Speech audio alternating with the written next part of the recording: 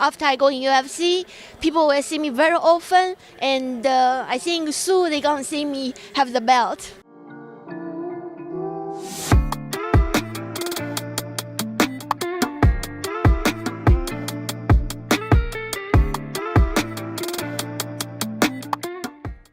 Ni hao, everybody. The UFC took a trip across the world from us to Macau, China, for this UFC fight night. And just to start off, like with my experience watching this card. So we're on the East Coast, and that means that the prelims for us, Eastern Standard Time, started at 3 a.m. and the main card started at 6 a.m. So I'm a pretty big Formula One fan outside of the UFC. And Formula One was actually in America this weekend in Las Vegas. So you think to yourself, oh, they're in Vegas. It's going to be a normal time, right? No, of course not. Can't give me that. Not in Las Vegas. Yeah, well, so the F1 race, our time on the East Coast was 1 a.m. So I stayed up and watched the F1 race. Went to bed at like 2:30, maybe a little before 3 o'clock. I just naturally happened to wake up right when the main card was starting, so I ended up just staying up watching that for the UFC, and then I went back and watched some prelims later on in the day. But yeah, so that was my morning. Like I was probably asleep for maybe like 3-4 hours, and then I got up and watched the UFC card in Macau. But honestly, to get into it, man, I'm pretty hyped that I got up for this one, especially because of this main event that we can get into with Petr Yan and Deiveson Figueiredo, because that was one hell of a fight. Well, real cool, yeah. Because I'm starting to actually, especially UFC, obviously back with the traveling and all. So I like to ask this for cards like this, but what was the last UFC, or has there ever been a UFC card in China? I feel like there has. Zhang Weili, she won the title in China, and that was, I think it was a little later. Was that the last time, though? Do you think? In China, I think so, yeah. Wow. I know they went to Singapore when Ben Askren fought Damian Maia. That was another one that was really early in the morning. It does happen, but it's pretty rare. But again, it's more marketed towards China and the Asian audience than it is for us. And I mean, they picked. It was pretty cool. One hell of a fight.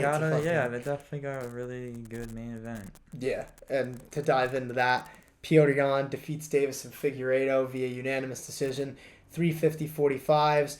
And I do want to say, don't let those scorecards fool you. This was a great fight. And while Petr Yan, in my opinion, did win most of the rounds, if not all the rounds, there was never a moment in that fight where I didn't think that Figueiredo could end it at any moment with his power, because there were a few times when he hit Petr Yan that it kind of turned the tide a little bit, but it just wasn't long enough to win Figgy those rounds. But in my opinion, the thing that won Petr Yan this fight was his offense and the barrage that he was able to put on Figgy from the jump, because his Muay Thai, dude, is just incredible. I mean, so many lead leg kicks, whether it be leg kicks, body kicks, or high kicks, and they were all landing, and it seemed like Figgy just never really knew what was coming at any time, whether it be a boxing combination, kicks, flying knees in the clinch, elbows, because that was the other thing I noticed. Yan was doing such a good job at countering with elbows. Every time that Figgy would get close to that range, he'd step forward and land these nice elbows. And Figgy just really had no answer for what Yan was doing on the feet. And then on the ground, Figgy had a little more success there, but not much more. I mean, he was able to take Yan down a couple of times, but the scrambles in those situations tended to go towards Yan's favor. So just a really great performance from the former champ, Petr Yan. Yeah, it's a chess match in every sense of the word, I think. A damn fun chess match, though. Yeah, Figueiredo really, he went for those takedowns and he got them, but when it actually got to the ground, he couldn't really keep Petr Yan. He couldn't keep Petr Yan there and get any sort of ground and pound or any sort of choke on him. Petr Yan had that butterfly in the first round, and he was able to roll over on top of Deiveson, and even can I say this, even before that, when Figgy, he had him in like that weird position where he was like kind of on his back, but he didn't have the hooks in. He had like one hook kind of in, but his arm was kind of trapped. His body was at a body triangle. He was going for it, but he wasn't like fully there. He was more like sideways on Piotr's back. But the thing that I liked from Yan is, even though he couldn't really do much, he was elbowing Figgy in the head from that position. So it's like, even in a spot like that, where Figgy's in control, Jan's still finding a way to create damage and force Figueiredo to make a mistake. Part of why it's so fair to call this the chess match that it was such a technical and tactical fight, because how Davison started with wanting to overwhelm Piotr with the grappling and a lot of clinching and stuff going on throughout the whole fight, but in that third round, Figgy just something like started to click for Figgy on the feet in terms of power and stuff, and he just seemed like the aggressor to start the round. But I mean, Piotr he saw that, and then he countered as such. He reacted as such, and dude, that uppercut, that uppercut was there the whole night pretty much, and it dropped him in that third round, if I'm not mistaken, and yeah, that's true. Yeah, it was something you thought could just put out Figgy's lights at any given moment. So I think, yeah, Piotr Jan was definitely wanted to stay on the feet more than the ground, but he fared perfect. He fared just fine on the ground as well, and I think to just overall, you got a pretty good, I guess, grasp of Davison Figueiredo's ceiling as a bantamweight. Not to say that he's not capable. He obviously can't ever get to the title, or that he's a gatekeeper or something. But it does go to tell you that it is gonna be a lot harder than it was when he was a flyweight to get there.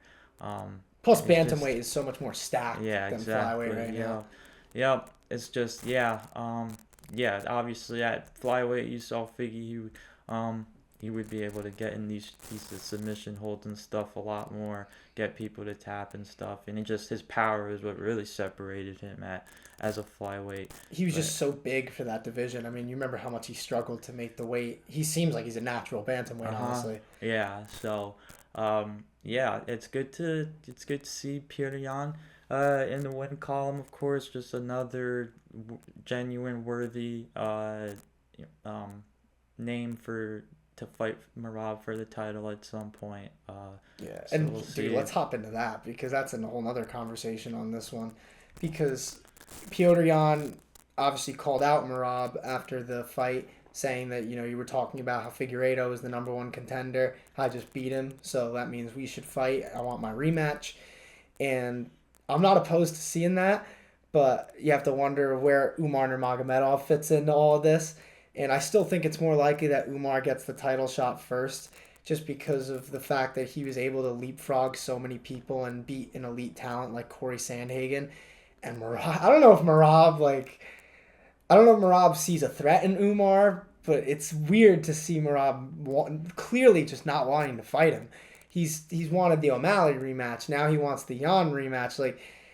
I think Umar deserves the title shot a little more right now. And, I mean, maybe I'm a jerk for thinking that. I know there's plenty of people who just hate the Nurmagomedovs and would just say, oh, he hasn't proven anything. Oh, yeah, because that win against Corey Sandhagen just means nothing, I guess. But, I don't know if you've been seeing that as much as I have, because I keep seeing it online. People saying, what has Umar done? What has Umar done? I'm like, oh, he beat the number 2 guy in the world pretty easily. But, besides that, I guess. Yeah. They're saying, well, what has he done besides that? But besides that is, the most important win. But, I mean, I get. So, thing with Merab on his way to the title, and obviously culminating in his win over Sean O'Malley to win the title, you've seen obviously the relentless bulldog, even Muay Thai sort of pace, where he's just gonna, every single spot of the octagon he's just gonna utilize, and he's gonna really make it tough for somebody in there to be able to take the center and impose their will on him. I think what he gets with Umar is someone that is going to test him like that, and is going to back him up against the fence, and is going to clinch with him up against the fence a lot more than he's probably used to or comfortable with. In which case, I think you could even really think about it with this fight, with the Piotr Jan getting some inside trips on Davison Figueiredo. Yeah, those were nice. Yeah, those were really nice. And, that's something I think Merab feels like he'll be able to dish to Piotr Jan. But I think Umar, honestly, he's going to be able to dish that to the both of them, in which case either whether it's Petr Yan or it's Merab, they're gonna have to work off their back. And when Umar Nurmagomedov is your opponent in that sense, like it's gonna be a tough, a long 5 minutes for that round, honestly. And even on the feet, Umar's really good on the feet. When you look at that Corey Sandhagen fight, he outstruck him pretty handily. Yeah, Corey Sandhagen's an elite striker. I think without a doubt, Umar presents the toughest challenge for Merab in the division right now. And that title shot should come soon, obviously. That's just that. I think Merab honestly probably wants at least one title defense before he's truly ready to be like. That's what I'm gathering from this. I don't think that Merab's like afraid to fight Umar in any sense, but I think that he definitely sees the position that he's in and how much work it took and how long his road was to get there. I do think that part of him just wants to get maybe a fight that he feels better about winning than fighting Umar Nurmagomedov, which, like you said, is a huge risk. But, I mean, that's for the UFC to decide at the end of the day. But I think that I do think that Merab will probably end up fighting Umar next, if I had to guess, and then Petr Yan maybe will fight the winner of that. But that's and then I think too, I think Petr Yan and Merab would be a great 5-round fight, anyways. To be honest, even if Merab did get Petr Yan down. Well, they already fought. I mean, Merab whooped him. He beat him easily. That's right. That's kind of why I think that Umar deserves the shot. You kind of already saw Merab versus Yan. I don't know if that really goes much differently. Yeah, but I think you could still see that fight at least one more time. No, definitely. It's not like you finished him. You know what I mean? It could exactly. This time it could result in a finish, and I just think honestly, if either of them got each other down, then I think even with Petr Yan, I feel pretty good with Petr Yan off his back at this point.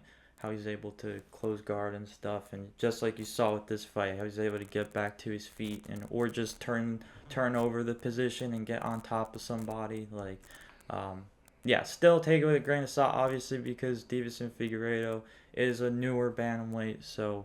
But still, I'd be down to see that fight again. But still, Umar, I think it should be more about who should get the title shot next, and that's obviously Umar Nurmagomedov. So I 100% agree. But the main event, man, it was a fun one. It was definitely a really fun one. I'm glad I woke up for it, even though I was definitely tired throughout that whole day. But besides that, I mean, there were other cool moments on the card. You have Muslim Salikhov, who obviously got that huge spinning heel kick knockout against Song Kanan.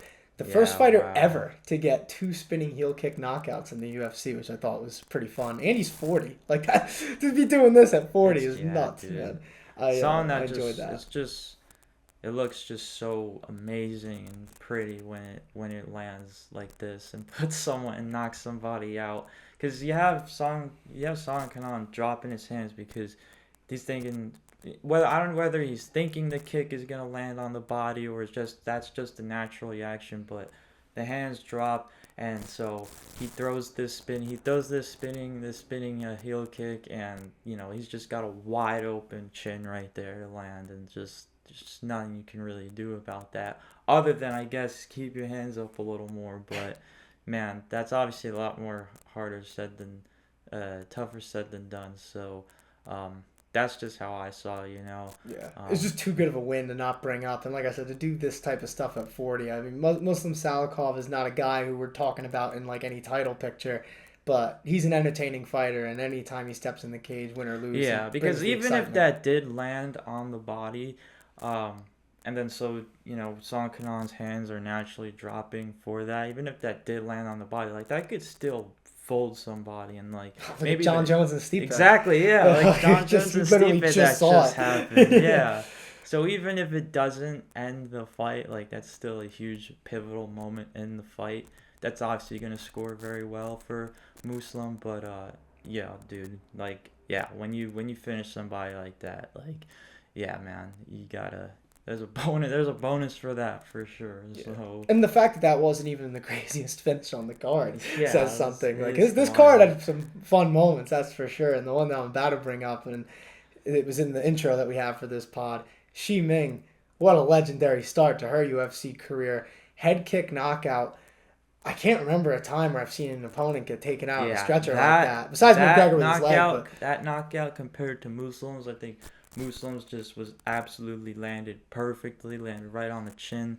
I don't knock anybody out. This one was so much power behind this kick that it's like not everyone is capable of throwing a head kick that powerful. So when you have someone that is and wins a fight like that, then there's someone that you should definitely keep an eye out for. So and her story is just so interesting, man. I mean, she was on the road to the UFC series. That's obviously marketed towards the Asian UFC fan base, to get more fighters from that region into the sport. And she wins that, and now she's a doctor. She's a legit doctor, and her family didn't even know that she was a fighter, which is, I don't know if they know now. I mean, I would imagine she probably told, hey, I'm in the UFC now, by the way. But like the fact that her family did not know about her career in mixed martial arts is so funny. And like just listening to her talk, well, yeah, I know, love this right? woman. She's one of my favorite fighters she already, seems man. like so innocent that you never would, if you met this person out and about, You would somebody not think she's somewhere a in the fighter. streets, exactly, you wouldn't think she's a fighter. And like a doctor, so it's like she's got all this concern for the opponent that she just She's the flattened. literally the sweetest person I think I've ever seen in the cage. Yeah, Maybe bro. outside of Wonder Boy. Check out Tiz's interview with him, by the way. Shameless plug. Great But fight. like legit though, her story combined with the violent nature of that knockout, dude. That was probably my favorite moment on the entire card, and I love that main event too. So I just I like that. That's for sure. It was a fun card out there in Macau, and it might have been tough to get up for, but man, were there some moments to get up for. But next week, there's no UFC card, obviously, Thanksgiving and stuff like that. So I think everybody's kind of just taking a collective break in the UFC. But we do have a video coming out, although we also will have a video coming out tomorrow about the whole Conor McGregor situation. You guys are going to be seeing this on Monday. That video will come out tomorrow on Tuesday. But next week around this time, Tiz got to talk to Dennis Bermudez, like I said on the last pod. That's going to fill that gap that we have that week. So definitely be on the lookout for that one, because I'm sure that's going to be a fun video. It was a great one, man. We got footage for this one this time, and yeah, man. Dennis told like two pretty great stories as well. There's just a hilarious moment at the end. The menace. Yes, dude. Yeah, it's a great conversation, so I'm excited for everyone to check it out. Well, definitely do that. Check out our other content if you haven't already. We got plenty of it on this channel, that's for sure. And we will see y'all next time. Hey, loca.